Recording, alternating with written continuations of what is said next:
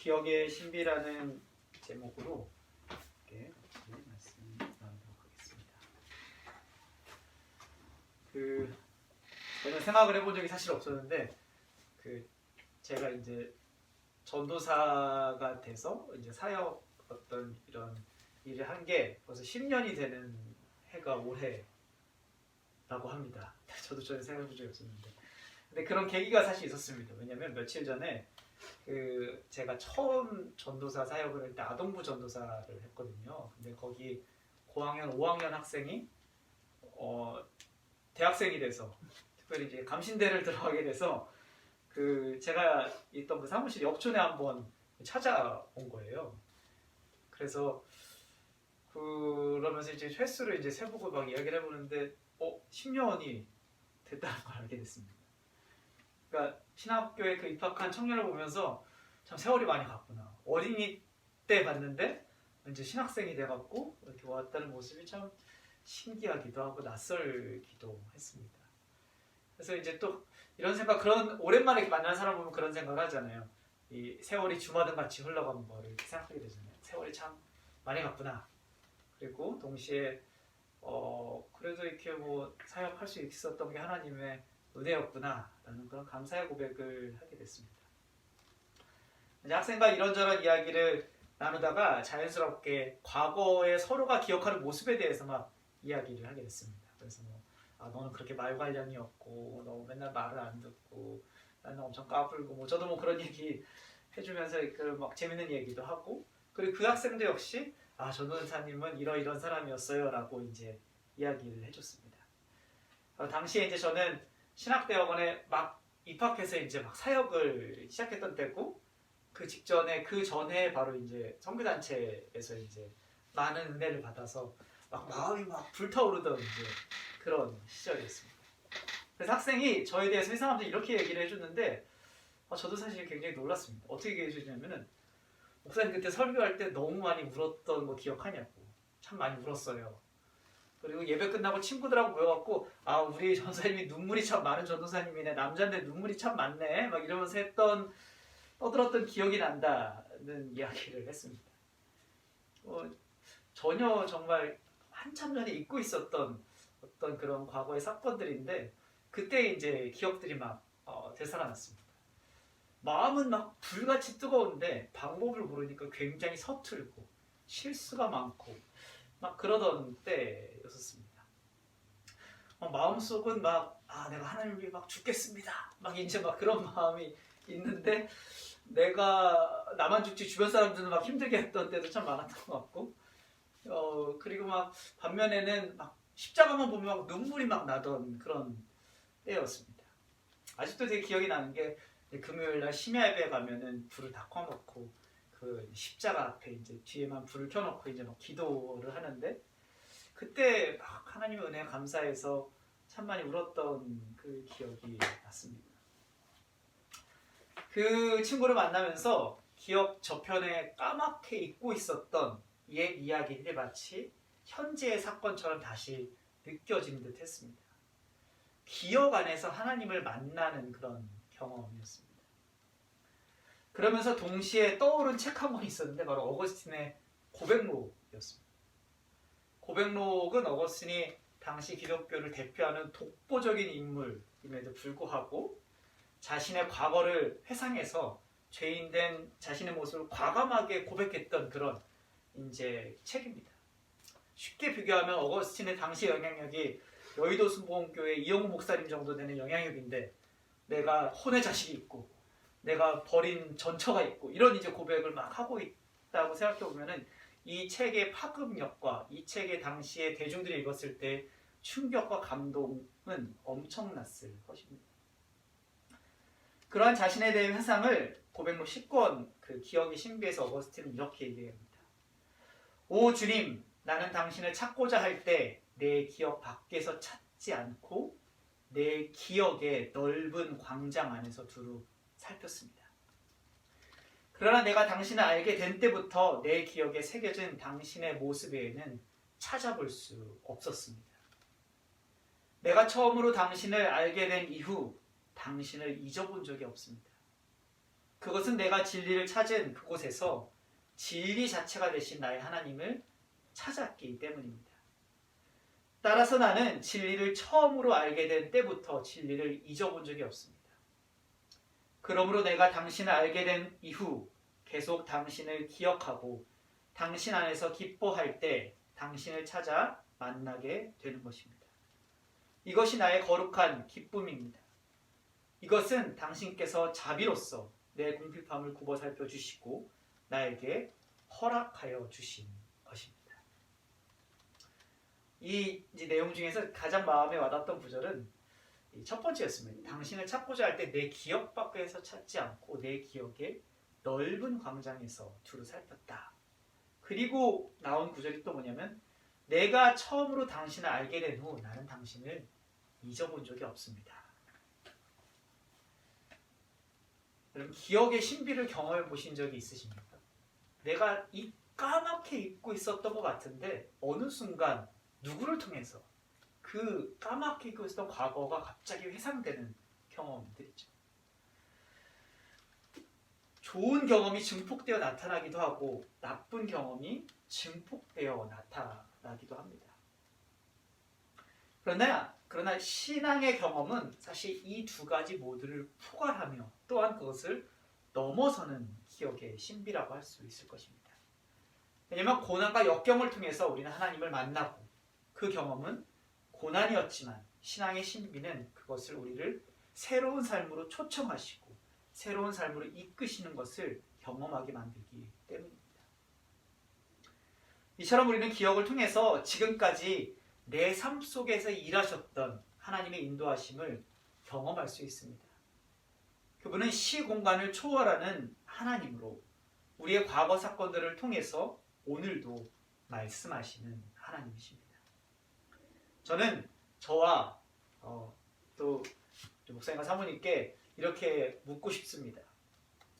우리의 기억 속에 하나님은 어떤 분이십니까? 또 그분을 만나게 된 상황과 그때의 경험은 어땠습니까? 오늘 이스라엘 백성도 하나님을 기억 속에서 더듬더듬 거리고 있습니다. 왜냐하면 나라가 완전 멸망해서 나라로 돌아갈 수 없는 상황이기 때문입니다. 예루살렘, 시온, 그것은 기억의 저편에만 있는 상상의 공간처럼 그들에게는 느껴졌을 것입니다. 나라가 멸망해서 포로로 끌려온 그 땅에서 그들은 울고 있었습니다. 오늘 말씀 1절의 말씀이 이렇게 나오죠.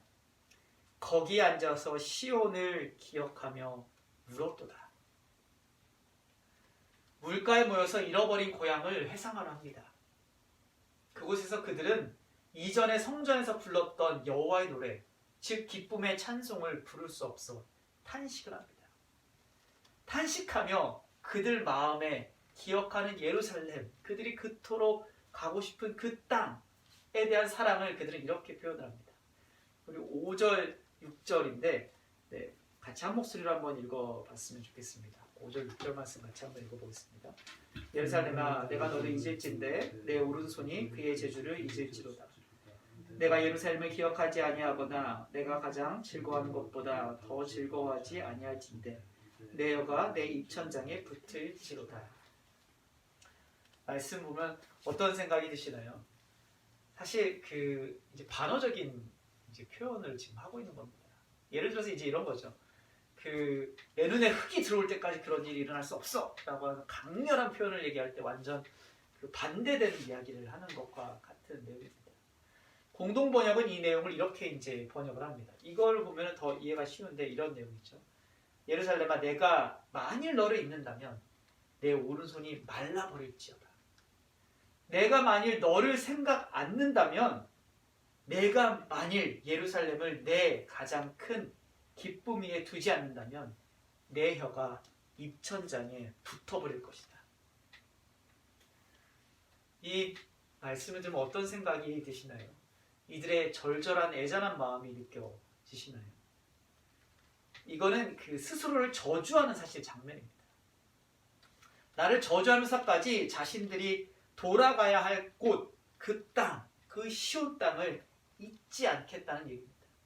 내가 만약 시온 땅을 잊는다면 내 오른손이 말라 비틀어질 거다. 시온을 생각하지 않는다면 나는 차라리 벙어리가 되겠다 라고 말하고 있는 것입니다. 그들은 스스로를 지금 닿을 수도 없고 보이지도 않지만 그 기억의 신비, 예루살렘이란 그 땅의 신비 안에 묶어버리고 있는 장면입니다.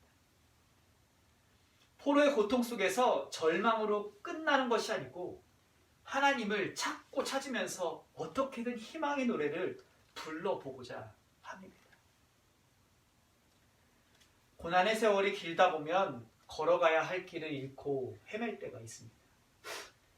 방황하며 정처 없이 떠드는 때가 있습니다. 그때 신앙인이 택해야 할 길은 다른 것이 아닙니다. 기억의 신비 속에서 하나님과 나를 엮는 것입니다. 더 세게는 묶어버리는 것입니다.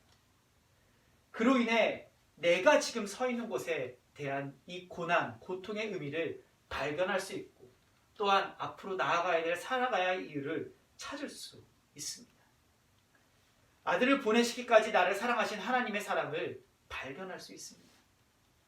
너는 내 사랑하는 아들이라. 너는 내 사랑하는 딸이라. 내가 너를 기뻐하노라 말씀하셨던 주님의 음성을 다시 들을 수 있게 됩니다.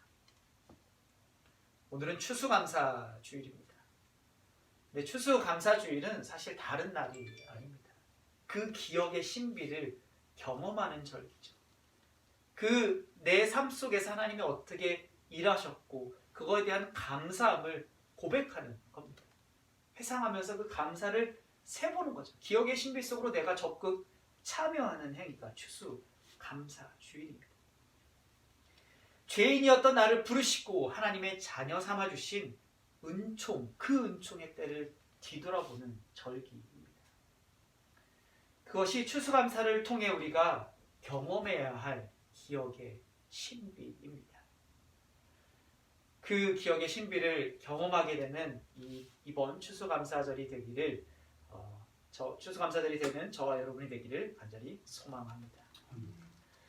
아마도 이스라엘 백성은 그러한 끝없는 회상과 그리움이 반복되어 그 어두운 포로기 시절 창세기, 출애굽기, 레위기, 민수기, 신명기 즉 모세오경을 기록할 수 있었을 것입니다.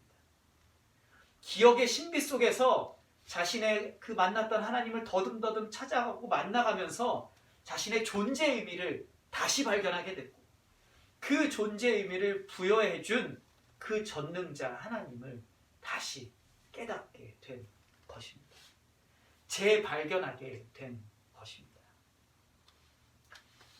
오늘 앞에 있는 그림을 보면서 이게 무슨 그림이지? 라고 생각하셨을 것 같습니다. 조 바이든이 대통령 당선인이 되었잖아요. 그런데 당선이 확실시 되자 이 그림에 대한 게 굉장히 많이 회자되고 있다고 합니다. 딕 브라운이라는 사람이 그린 동포의 헤이가르라는 그림입니다. 여기 보면은 딱 두 컷밖에 없어요. Why me? Why not? 이제 이런 그림입니다. 옆에 보시나요? 옆에 이게 이제 배입니다. 바이킹 배가 이제 좌초되고 있는 거죠. 번개에 맞아서 벼락 맞아서 배가 지금 막 좌초되고 있는 겁니다. 그러니까 하나님 왜 나입니까? 라고 지금 묻고 있는 장면입니다. 근데 그 절망하고 있는 헤이갈에게 하나님 뭐라고 대답하시냐면 Why not? 왜 넌 안 되지? 라고 대답을 하십니다. 바이든 당선인은 수십 년간 이 만화를 책상 위에 올려두면서 간직했다고 합니다. 왜 그랬을까요? 그가 그만큼 역경의 세월을 겪었던 사람이기 때문입니다. 무려 29세에 상원 의원이 되자마자 부인과 딸을 교통사고로 잃게 됩니다. 그리고 큰아들이었던 보아 헌터는 그 중상을 입고 그 역시도 굉장히 이른 나이에 뇌암으로 죽고 합니다. 바이든은 하나님을 원망했고 왜 하필 나에게 이런 불행이 닥쳤는지 이유를 하나님께 거듭 물었다고 합니다. 왜 저입니까? 왜 저에게 이런 시련을 주십니까? 고통을 주십니까? 하나님께서는 그런 바이든의 질문에 대해서 아버지를 통해 답변을 하신 것 같습니다. 절망 속에서 헤어나오지 못하는 그에게 어느 날 아버지가 찾아와 건넨 것이 바로 이 그림이라고 합니다. 처음에는 이 그림이 바이든이 너무 마음에 들지 않았지만 바이든은 이 만화를 계속 보면서 이 만화를 통해 얻은 유익을 이렇게 회고합니다. 아무리 나쁜 일이 많은 일처럼 보여도 많은 사람이 나보다 훨씬 더 안 좋은 일을 겪고 있고 위로의 손길을 내미는 사람들과 삶의 목적을 찾으려는 노력을 통해 힘든 일을 극복해 나갈 수 있다는 점을 깨달았다. 이것이 그가 이 만화를 통해 얻은 유익입니다. 대통령이 당선이 된 이후에도 그는 그 그림을 볼 때마다 이 그림을 볼 때마다 같은 생각을 했을 것입니다. 너무나도 고통스러웠고 아내도 잃고 딸을 잃게 된 그 순간 삶의 목적과 방향을 모든 것이 상실했을 그 순간 그러나 그럼에도 불구하고 위로의 손길을 내밀었던 많은 사람들 또 그들로 인해서 다시 발견된 삶의 목적 이 만화를 볼 때마다 그가 경험했을 기억의 신비였던 것입니다. 그는 다시 일어섰고 고통 속에 주저하지 않고 목적을 재발견하여 오늘의 대통령 당선인 신분에까지 오르게 되었습니다. 예수님께서는 성찬을 통해 우리를 기억의 신비로 초청하십니다. 2000년 전 제자들과 함께 마지막 식사를 나누시던 그 식탁의 자리로 우리를 초대하십니다. 잡기 시절 전날 밤 예수님은 제자들과 함께 빵과 포도주를 나누셨습니다. 그리고 말씀하십니다. 나를 기념하라. 나를 기념하라. 오늘 이 시간이 그 주님을 기념하는 시간이 되기를 소망합니다. 예수님께서 3년간 제자들과 공생애의 삶을 통해 동거동락하셨던 것처럼 주님께서는 그분을 만난 그 순간부터 우리를 어둠에서 빛으로 불러주시고 우리의 삶 속에서 항상 동행하여 주셨습니다. 이 성찬을 통해 하나님께서는 그 기억의 신비로 저와 여러분을 부르시고 계십니다. 빵과 포도주를 나누면서 우리의 죄악 때문에 부서졌던 예수님의 몸을 기억하시면서 그럼에도 불구하고 나와 함께 동행하시고 나의 어려움과 나의 마음들을 위로해 주시고 만져주시는 그 주님을 다시 한번 경험하게 되는 이 시간이 되기를 주님의 이름으로 간절히 축원드립니다.